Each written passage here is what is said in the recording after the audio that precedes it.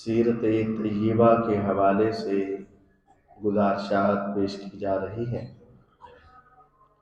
رسول اکرم صلی اللہ علیہ وسلم جب ہجرت کے 6ویں سال میں پہنچے تو آپ کو ایک خواب آیا، اور نبیوں کا خواب اللہ تعالیٰ کی وحی ہوتا ہے۔ آپ نے خواب میں دیکھا کہ میں اپنے صحابہ کے ساتھ بیت اللہ میں گیا ہوں، وہاں کی چابیاں لی ہیں، اور میں نے عمرہ کیا ہے، اور میرے ساتھیوں نے صحابہ نے بھی عمرہ کیا ہے۔ پیغمبر علیہ السلام کو بیت اللہ سے بہت محبت تھی، اور آپ جب بیت اللہ کو چھوڑ کر آ رہے تھے اس وقت بھی پیغمبر علیہ السلام رو رہے تھے، اور 6 سال بعد جب آپ کو یہ خواب آیا، وحی کے ذریعے بتایا گیا کہ یہ کام ہوگا، تو آپ بہت خوش ہوئے۔ صحابہ میں اعلان کروا دیا کہ حضور علیہ السلام عمرے کے لیے جا رہے ہیں، جس نے جانا ہے تیاری کر لو۔ اب وہ مکہ، وہ بیت اللہ، وہ صفا مروہ، وہاں سے صحابہ نکلے تھے۔ 6 سال بعد ان کو جانے کی تڑپ بہت تھی۔ 1400 صحابہ رضوان اللہ علیہ مجمعین تیار ہو گئے، اور آپ ان کو لے کر عمرے کے لیے نکل پڑے۔ لیکن کیفیت کیا تھی کہ اب مشرکین آپ کی جان کے دشمن تھے، وہ تو پہلے ہی آپ کو تلاش کر رہے تھے۔ جب آپ نکلے اس وقت بھی آپ کا پیچھا کیا، پھر بدر میں آئے، پھر احد میں آئے، پھر خندق میں آئے، وہ تو بدلہ لینے کے لیے تیار بیٹھے تھے، اور مسلمان عمرے کے لیے نکل پڑے۔ نبی کریم صلی اللہ علیہ وسلم اپنی زوجہ محترمہ سیدہ ام سلمہ رضی اللہ عنہا کو بھی ساتھ لیا، چند عورتیں بھی آئیں، زیادہ مرد آئے، اور عمرے کے لیے 1400 صحابہ نکلے۔ آپ نے خزاعہ قبیلے کے ایک آدمی کو بھیجا کہ ذرا آگے آگے جا کر قریش کی خبر لو کہ جب ان کو پتا چلے گا ہم مکے میں داخل ہو رہے ہیں ان کی کیفیت کیا ہو۔ آپ ذوالحلیفہ مقام تک پہنچے تو آپ نے احرام باندھ لیا اور اپنے جانور کو نشانی لگا لی۔ عرب کا دستور تھا جو جانور بیت اللہ میں جا کر ذبح کرنے ہوتے، یعنی اللہ کے نام پر بیت اللہ میں ذبح کرنے ہوتے، اس کو 2 طرح کی نشانیاں لگا لیتے۔ ایک یہ کرتے کہ اس کے گلے میں کوئی خاص ہار ڈال دیتے جس سے پتہ چل جاتا کہ یہ اللہ کے نام پر وقف قربانی ہے، اس کا احترام کرو، اس کو کچھ نہیں کہنا، اور عرب اس کا بڑا احترام کرتے تھے۔ اور دوسرا، اونٹ کی کوہان پر تھوڑا سا ٹک لگاتے، خون نکلتا، وہ خون اس کی کوہان کے اوپر جلد پر مل دیتے، اور وہ نشانی ہو جاتی یہ اللہ کے نام پر وقف قربانی ہے، اب اس کا احترام کرو۔ ایسا ہی ہوا، آپ نے ذوالحلیفہ مقام تک پہنچے تو آپ نے اپنے جانوروں کو نشانیاں لگائیں، احرام باندھا، چل پڑے۔ مکے سے 6 کلومیٹر پیچھے عصفان مقام پر آپ کو خبر ملی کہ مشرکین مکہ ایک بہت بڑا لشکر تیار کر کے آپ کے مقابلے کے لیے کھڑے ہیں۔ آپ نے کہا ہم تو لڑائی کے لیے آئے نہیں، ہم نے تو احرام باندھے ہوئے، جانوروں کو ہم نے نشانی لگائی ہوئی ہے، اور ہم ہتھیار لے کر ہی نہیں آئے، ہم لڑیں گے نہیں۔ صحابہ سے مشورہ کیا، انہوں نے کہا ہم نے عمرہ کرنا ہے۔ آپ نے فرمایا چلو۔ 3 کلومیٹر اور آپ نے سفر طے کیا۔ جب 3 کلومیٹر رہ گیا تو آپ کو خبر ملی کہ خالد ابن ولید رضی اللہ تعالی عنہ، اب تو وہ مسلمانوں کے جرنیل اور اللہ تعالیٰ کی تلوار بن چکے ہیں، لیکن اس وقت ابھی مسلمان نہیں ہوئے تھے۔ وہ 200 گھڑ سوار لے کر مسلمانوں کا گھیراؤ کرنے کے لیے تیار بیٹھے ہیں، آپ کو یہ خبر ملی 200 گھوڑے اور ان کے اوپر سوار. اس وقت میرے نبی علیہ السلام سیدھے راستے سے تھوڑا سا ہٹ گئے اور ہٹ کر جس علاقے میں آپ نے پڑاؤ کیا اس کو حدیبیہ کہتے ہیں، جس وجہ سے صلح حدیبیہ معروف ہے.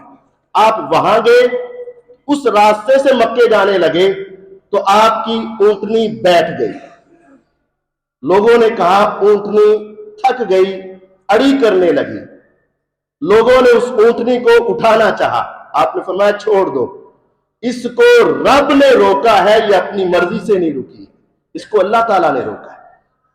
پھر پیغمبر علیہ الصلوۃ والسلام وہاں ٹھہرے. وہاں مسلمانوں کے لیے پانی کا کوئی انتظام نہیں تھا. ایک چھوٹا سا چشمہ ملا جہاں سے تھوڑا سا پانی ملا، صحابہ نے وہ استعمال کیا اور فوراً ختم ہو گیا. میرے نبی کریم صلی اللہ علیہ وسلم کو بتایا گیا تو آپ کے وہاں 2 معجزے ظاہر ہوئے اور ایک روایت کے مطابق 3 معجزے. آپ کے وضو کے لیے جس برتن میں پانی لایا گیا، میرے آقا نے پوچھا باقی صحابہ وضو کیوں نہیں کر رہے؟ میں پانی ختم. آپ نے ایک تیر تھا آپ کے پاس. مسافر اس وقت جو بھی سفر کرتے کچھ نہ کچھ ان کے پاس سامان حرب ضرور ہوتا کہ راستے میں کوئی جنگلی جانور آ جائے، موذی چیز آ جائے، اس کا مقابلہ کرنے کے لیے پہاڑوں میں صحراؤں میں اس کے مقابلے کے لیے کچھ نہ کچھ ہتھیار رکھتے. آپ نے اپنا تیر دیا کہ اس چشمے میں جا کے میرا تیر گرا دو. جب تیر رکھا گیا تو وہ چشمہ پھوٹنے لگا اور پورا قافلہ وہاں سے پانی بھرنے لگا. اور آپ کے سامنے جو برتن تھا، جب آپ نے وہاں سے وضو کیا تو آپ نے اپنے ہاتھ اس کے اندر رکھ دیا تو آپ کی 5 انگلیوں سے پانی کے چشمے جاری ہو گئے. صحیح بخاری کی حدیث ہے 2731 اور 2732 نمبر حدیث. صحابہ کہتے ہیں ہم نے پھر ان سب نے وہاں سے پانی لیا اور زیادہ کوشش یہ تھی کہ اس پانی کو استعمال کرے جو حضور کے ہاتھوں سے جاری ہو رہا ہے. اور ایک صحابی کہتے ہیں اللہ کی قسم ہم 1400 صحابہ نے اس پانی سے وضو کیا اور وہاں چشمے سے اپنے جانوروں کو پلایا اور ہم نے جمع کیا. اور اللہ کی قسم اگر وہاں 1,00,000 بندہ بھی ہوتا تو میرے آقا کی انگلیوں سے پانی کبھی ختم نہ ہوتا. اللہ تعالیٰ نے مسلمانوں کو تسلی دی کہ اللہ تمہارے ساتھ ہے. آپ وہاں ٹھہرے تو ادھر سے بھی مشرکین کا ایک شخص جس کا نام بدیل بن ورقہ تھا، اس نے اپنے ساتھیوں سے کہا کہ تم اگر اجازت دو تو میں ان کے ساتھ جا کر بات چیت کر کے آؤں. مکے والوں سے کہا. انہوں نے کہا ہاں کر کے آؤ. بدیل بن ورقہ آئے، پیغمبر علیہ السلام سے مذاکرات شروع کرنے لگے. انہوں نے کہا ہے محمد صلی اللہ علیہ وسلم دیکھ واپس چلے جاؤ، تیرا خاندان ہے، ایسے لڑائی کرو گے اختلاف ہوگا تو آپ واپس چلے جاؤ. آپ نے فرمایا بات یہ ہے ہم ان کے ساتھ معاہدہ کرنا چاہتے ہیں، ہم لڑنے نہیں آئے، عمرہ کرنے کے لیے آئے. آپ نے باتیں کی، اس نے جا کے سنائی لیکن لوگوں کو سمجھ نہیں آئی. پھر وہاں کھڑا ہوا عروہ بن مسعود الثقفی رضی اللہ عنہ. اب وہ بھی اللہ کی جنتوں کے مہمان بن چکے. یہ عرب کے بہت دانا آدمی تھے عروہ بن مسعود رضی اللہ عنہ. عرب کے بڑے بڑے سرداروں کی مجلس سجی ہوئی ہے اور یہ کھڑے ہوئے کہا اے لوگو کیا تم میری اس طرح اطاعت اور احترام نہیں کرتے جس طرح دنیا اپنے باپ کا احترام کرتی ہے؟ انہوں نے کہا جی ہاں ہم آپ کا اسی طرح احترام کرتے ہیں جیسے والد کا احترام کیا جاتا ہے. اور کہا کیا میں تمہارے ساتھ وہ برتاؤ نہیں کرتا جو باپ اپنی اولاد سے کرتا ہے؟ انہوں نے کہا جی ہاں آپ ایسا ہی کرتے ہیں. پھر اس نے تیسرا سوال کیا کیا تمہیں میرے اوپر کوئی اعتراض ہے کہ میں نے کبھی تمہارے ساتھ غداری کی ہو؟ انہوں نے کہا نہیں. پھر اس نے چوتھی بات کہی کہ آپ کو پتا ہے جب جنگ کی باری آئی اور تمہارے لوگوں نے لڑائی سے انکار کیا تو میں عروہ نے اپنے خاندان کو لا کر تمہاری حمایت کے لیے کھڑا کر دیا تھا، ایسا نہیں ہے؟ انہوں نے کہا جی ہاں ہے. یعنی پورا اعتماد کی فضا بحال کی. اب وہ عروہ کہتے ہیں کہ کیا میں جا کر محمد صلی اللہ علیہ وسلم سے بات کروں؟ اس نے کہا جی ہاں آپ کریں۔ عروہ آئے رسول اللہ صلی اللہ علیہ وسلم کے ساتھ بات کرنے، اور اس نے آغاز ایسے کیا، اے محمد صلی اللہ علیہ وسلم، بالفرض اگر مان لیا کہ آپ ہمارے ساتھ لڑائی کرو اور جیت جاؤ اور اپنے ہی ساتھیوں کو قتل کر دو، تو کیا تو نے عرب میں کوئی ایسا عقل مند دیکھا ہے جو اپنے ہی خاندان کو تہس نہس کر دے؟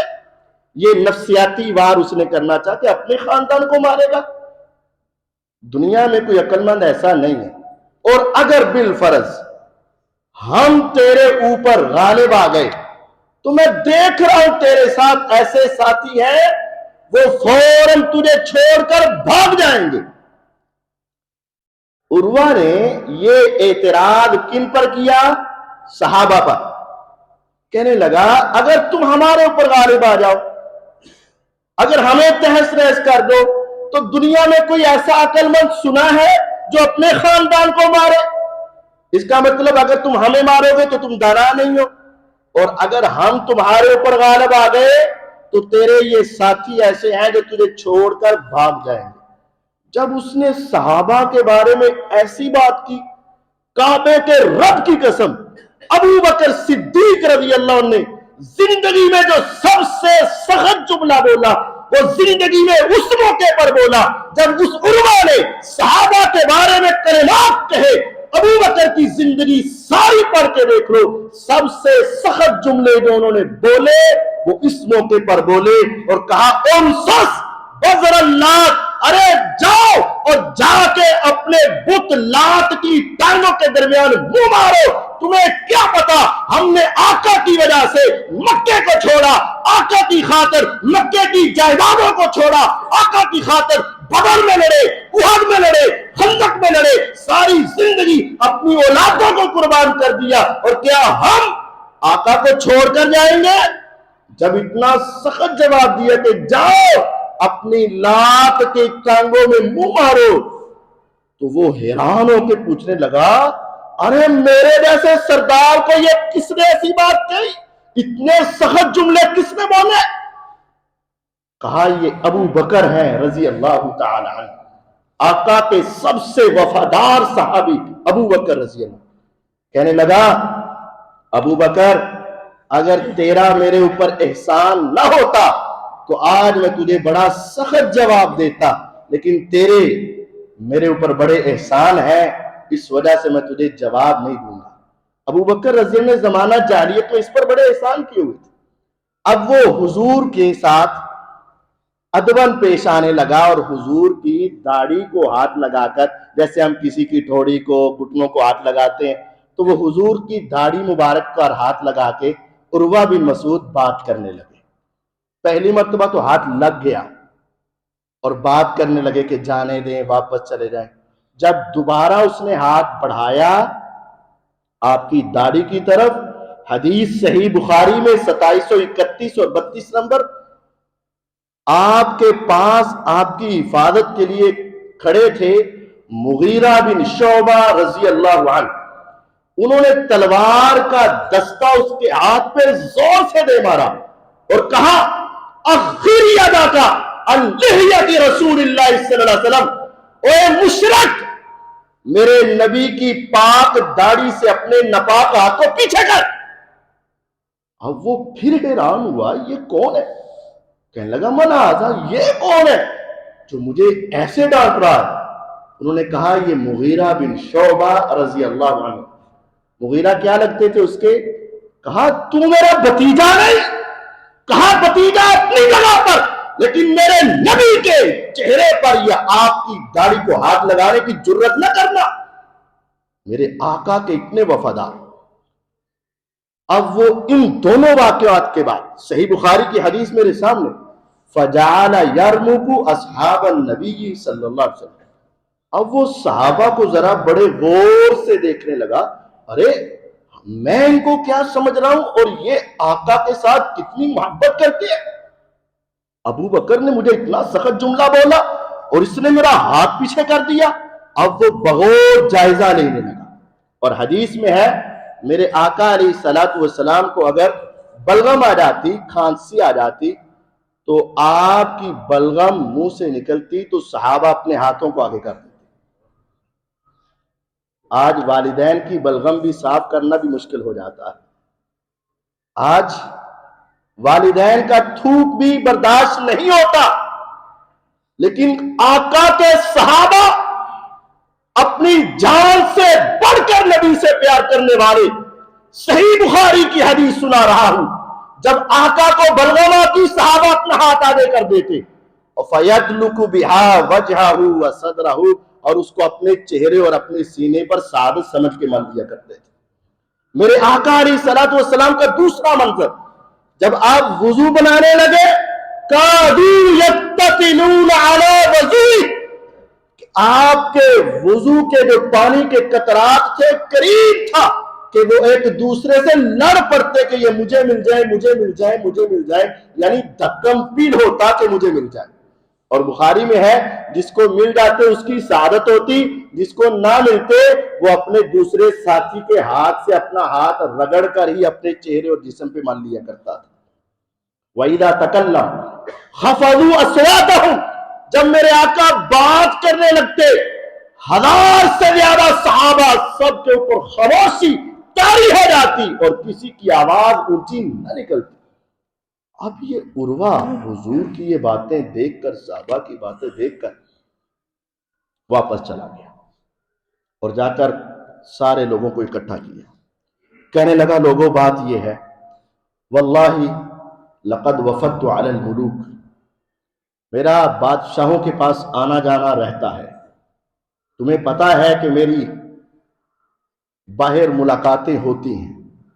وفدت علی قیصر و کسریٰ و النجاشی، اور میں نے روئے زمین کے اس وقت کے سب سے بڑے 3 بادشاہ قیصر، کسریٰ اور نجاشی، روم کے بادشاہ، ایران کے بادشاہ اور حبشے کے بادشاہ کو میں نے اپنی آنکھوں سے دیکھا ہے.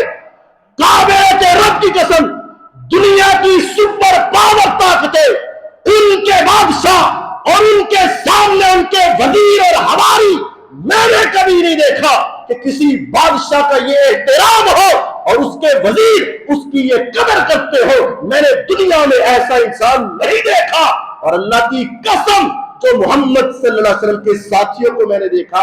اے مکے والوں، جو وہ کہہ رہا ہے مان جاؤ، اسی میں کامیابی ہے، اسی میں کامرانی ہے.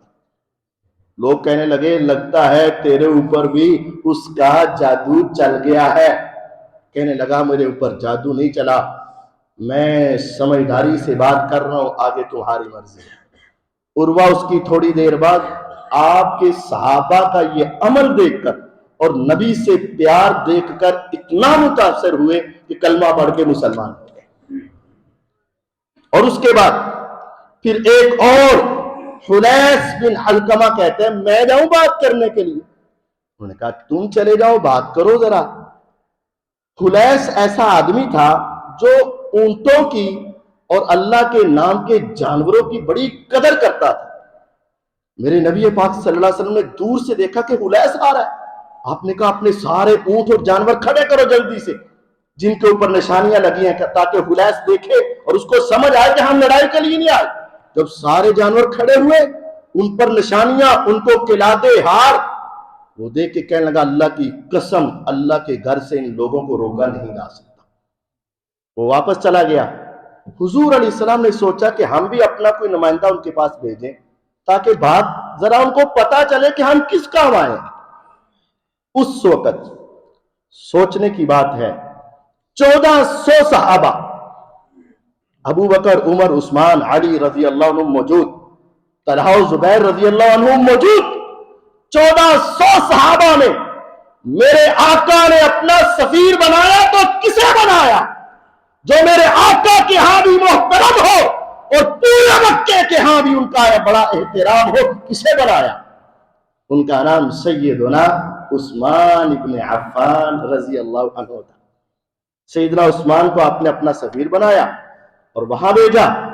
انہوں نے ان کو قید کر لیا.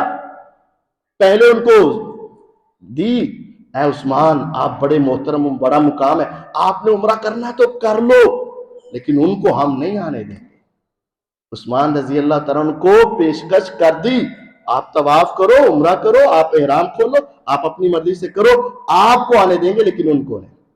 اب عثمان ابن عفان رضی اللہ عنہ نے کہا اللہ کی قسم حضور سے پہلے میں عمرہ کروں، یہ میرے اندر ہمت اور جسارت نہیں ہے۔ ساری بات سنائی، ان کو سمجھ نہ آئی، انہوں نے ان کو قید کر دیا اور افواہ اڑا دی کہ عثمان شہید ہو گئے۔ جب یہ افواہ حضور علیہ السلام تک پہنچی، ہمارا سفیر قتل، ہمارا سفیر شہید، اب تک حضور سب آنے والوں سے یہ کہہ رہے تھے ہم لڑائی کرنے نہیں آئے، ہم اختلاف کرنے نہیں آئے، ہم تو عمرہ کرنے کے لیے۔ اور آپ سمجھیے گا، ایک صحابی کی شہادت، ایک صحابی کا خون اور عثمان ابن عفان رضی اللہ کی عظمت، میرے آقا 1400 صحابہ لڑائی کے لیے سامان حرب نہیں، اور ادھر ہزاروں دشمن احرام پہنا ہوا، جانوروں کو زخم لگا کے نشان لگائے ہوئے، لیکن جب پتا چلا کہ ایک میرا سفیر قتل کیا گیا، میرے آقا نے ساری باتیں بلا دی، نہیں دیکھا ہماری تعداد کم ہے یا زیادہ، نہیں دیکھا کہ ہمارے پاس سامان حرب ہے یا نہیں دیکھا فتح ہوگی یا شکست، نہیں دیکھا بچیں گے یا نہیں دیکھا کہ احرام کی حالت میں مکھی کو مارنا بھی حرام ہے، احرام کی حالت میں شکار کرنا بھی حرام ہے، احرام کی حالت میں لڑائی کرنا بھی حرام ہے۔ لیکن جب ایک صحابی کی شہادت کا سنا، ساری باتیں ختم، اور آقا ایک درخت کے نیچے بیٹھے، اے میرے صحابہ بیعت کرو۔ بیعت کیوں لی؟ بدر میں لڑائی ہوئی، بیعت تو نہیں ہوئی، احد میں لڑائی ہوئی، بیعت تو نہیں ہوئی، خندق میں لڑائی ہوئی، بیعت تو نہیں ہوئی، خیبر میں جنگ ہوئی، بیعت تو نہیں ہوئی، یہاں بیعت کیوں ہوئی ہے؟ پہلے بیعتیں کیوں نہیں ہوئی، بعد میں بیعتیں کیوں نہیں ہوئی؟ وجہ یہ ہے کہ پہلے سارے لڑائی کا ذہن بنا کر آتے تھے، پہلے سارے تیاری کر کے آتے تھے، پہلے جیت اور ہار سامنے نظر آ رہی ہوتی تھی، اس موقع پر ظاہری طور پر شکست ہی شکست تھی، شہادت ہی شہادت تھی، موت ہی موت تھی۔ آج ظاہری طور پر جیتنا ان کے مقدر میں نہیں تھا، اس وجہ سے کہا بیعت کرو، میدان تو نہیں چھوڑو گے، بیعت کرو، میرے ساتھ چلو گے کہ نہیں؟ تمہارے ہاتھ خالی، سامنے دشمن، تیر بھی، تلواریں بھی، گھوڑے بھی، اسلحے بھی، سارا کچھ ہوگا، لیکن تم میرا ساتھ دو گے کہ نہیں؟ 1400 صحابہ حضور کے ہاتھ پہ بیعت کرنے لگے، کس کی خاطر؟ عثمان ابن عفان رضی اللہ عنہ کی خاطر۔ قرآن نے نقشہ کھینچا، حضور نے اپنا ہاتھ نیچے رکھا، صحابی آتے بیعت کرتے، صحابی آتے بیعت کرتے، صحابہ آتے بیعت کرتے، اور حضور نے جب سب صحابہ کی بیعت لی تو بعض صحابہ کے ہاتھ کے اوپر حضور نے اپنا دوسرا ہاتھ رکھا۔ حضور آپ کا تو یہ ہاتھ ہے، آپ نے یہ کیوں رکھا؟ کہا یہ میری طرف سے اور یہ ہاتھ میرے عثمان کی طرف سے رضی اللہ عنہ۔ کیسی وہ شخصیت ہے کہ جن کو حضور کہہ رہے ہیں یہ میرا ہاتھ دیکھنے میں میرا ہے، لیکن میں اپنی جگہ پر یہ عثمان کی طرف سے رکھ رہا ہوں۔ اور اللہ تعالیٰ نے ایک نقشہ کھینچا، سورۃ الفتح 26واں پارہ، ان الذین یبایعونک انما یبایعون اللہ۔ حضور جو ظاہر میں تیرے ہاتھ پہ ہاتھ رکھ رہے تھے وہ آقا آپ کے ساتھ نہیں، در حقیقت وہ اللہ سے بیعت کر رہے تھے۔ نیچے ہاتھ نبی کا، اللہ تعالیٰ کہہ رہے وہ آپ کے ساتھ بیعت نہیں، انما یبایعون اللہ، در حقیقت ان کی بیعت اپنے اللہ کے ساتھ تھی۔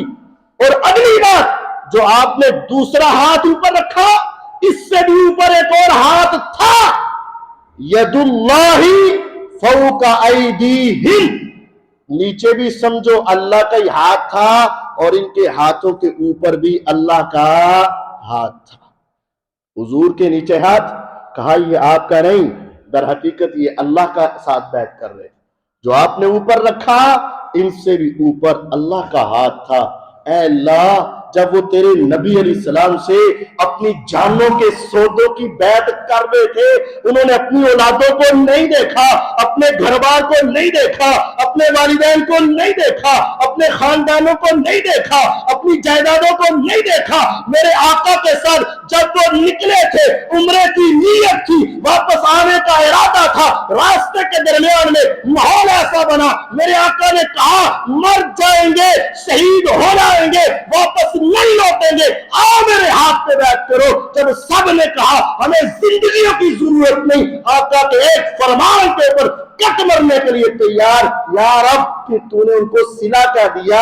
اگلے ہی صفحے پر اللہ فرماتے ہیں لقد رضی اللہ عن المؤمنین اذ یبایعونک تحت الشجرہ، جب آپ کے ساتھ درخت کے نیچے آپ کی بیعت کر رہے تھے، آقا جتنے لوگوں نے آپ کی بیعت کی، آسمان سے اعلان ہوا اللہ ان سب سے دنیا میں ہی راضی ہو چکا ہے۔ لقد رضی اللہ، لام اور قد جب یہ اکٹھے ہو جائیں تو عربی میں اس کا معنی ہوتا ہے اللہ کی قسم، یعنی اللہ کی قسم، رضی اللہ، اللہ راضی ہو گیا، عن المومنین، ان تمام مومنوں سے، اذ یبایعونک تحت الشجرہ، جب وہ درخت کے نیچے آپ کی بیعت کر رہے تھے، اللہ ان سب سے راضی ہو چکا۔ پھر میرے آقا علیہ الصلوۃ والسلام نے ان صحابہ کے بارے میں فرمایا تھا انتم خیر اہل الارض، میرے صحابہ آج روئے زمین پر جتنی انسانیت زندہ ہے ان تمام انسانیت میں میرے سوا ساری دنیا میں سب سے افضل تم لوگ ہو جنہوں نے میرے ہاتھ پہ بیعت کی اور اللہ کی طرف سے رضا کا اعلان کیا۔ اور پھر آپ نے دوسرا ارشاد فرمایا لا يدخل النار احد ممن بايع تحت الشجرہ، جب تم نے عثمان رضی اللہ عنہ کا بدلہ لینے کے لیے میرے حکم پر میری بیعت کر لی، اللہ نے اپنی رضا کا اعلان کر دیا۔ آج سن لو، جتنوں نے میرے ہاتھ پہ بیعت کی ہے ان میں سے کوئی ایک بھی کبھی بھی جہنم میں نہیں جا سکتا، یعنی 1400 صحابہ کو جنت کی ضمانت مل گئی، جنت کی گارنٹی مل گئی۔ اے عثمان ابن عفان رضی اللہ عنہ، اللہ تیرے اوپر کروڑوں رحمتیں نازل فرمائے۔ کیسے عظیم صحابی تھے، وہ خود تو جنتی تھے ہی تھے، ان کی وجہ سے 1400 صحابہ کو جنت کی ضمانتیں مل چکی ہیں، ان کی وجہ سے اللہ تعالیٰ نے 1400 صحابہ کو جنت کی گارنٹی دے دی کہ جنہوں نے بیعت کی ہے ان میں سے کسی کو بھی اللہ کبھی جہنم میں نہیں پھینکے گا، ان سب پہ جنت واجب ہو چکی۔ حضور علیہ الصلوۃ والسلام کے ساتھ پھر یہ سلسلہ آگے جاری و ساری رہا، انشاءاللہ اگلے جمعے میں اس سے آگے چلائیں گے۔ اللہ تعالیٰ میں سمجھنے اور اپنی اصلاح کرنے کی توفیق عطا فرمائے۔ وآخر دعوانا ان الحمد للہ رب